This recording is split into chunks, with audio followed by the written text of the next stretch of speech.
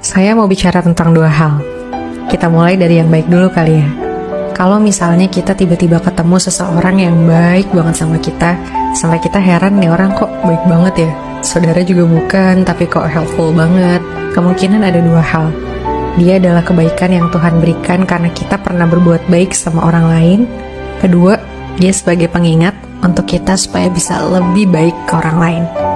Dan sebaliknya, jika mungkin suatu hari atau kita pernah ketemu sama orang yang ngeselinnya Masya Allah, ngeselimin kita, jahat sama kita, baik itu kita kenal atau enggak dengan orang tersebut, maka dua juga kemungkinannya.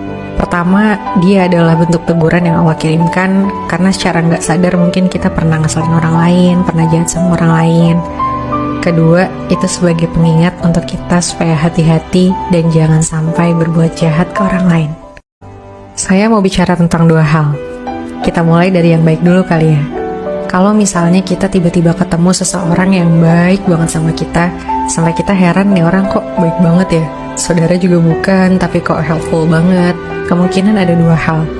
Dia adalah kebaikan yang Tuhan berikan karena kita pernah berbuat baik sama orang lain. Kedua, dia sebagai pengingat untuk kita supaya bisa lebih baik ke orang lain. Dan sebaliknya, jika mungkin suatu hari atau kita pernah ketemu sama orang yang ngeselinnya Masya Allah, ngeselimin kita, jahat sama kita, baik itu kita kenal atau enggak dengan orang tersebut, maka dua juga kemungkinannya. Pertama, dia adalah bentuk teguran yang Allah kirimkan karena secara nggak sadar mungkin kita pernah ngeselin orang lain, pernah jahat sama orang lain. Kedua, itu sebagai pengingat untuk kita supaya hati-hati dan jangan sampai berbuat jahat ke orang lain. Saya mau bicara tentang dua hal. Kita mulai dari yang baik dulu kali ya. Kalau misalnya kita tiba-tiba ketemu seseorang yang baik banget sama kita, sampai kita heran nih orang kok baik banget ya. Saudara juga bukan, tapi kok helpful banget. Kemungkinan ada dua hal. Dia adalah kebaikan yang Tuhan berikan karena kita pernah berbuat baik sama orang lain. Kedua, dia sebagai pengingat untuk kita supaya bisa lebih baik ke orang lain.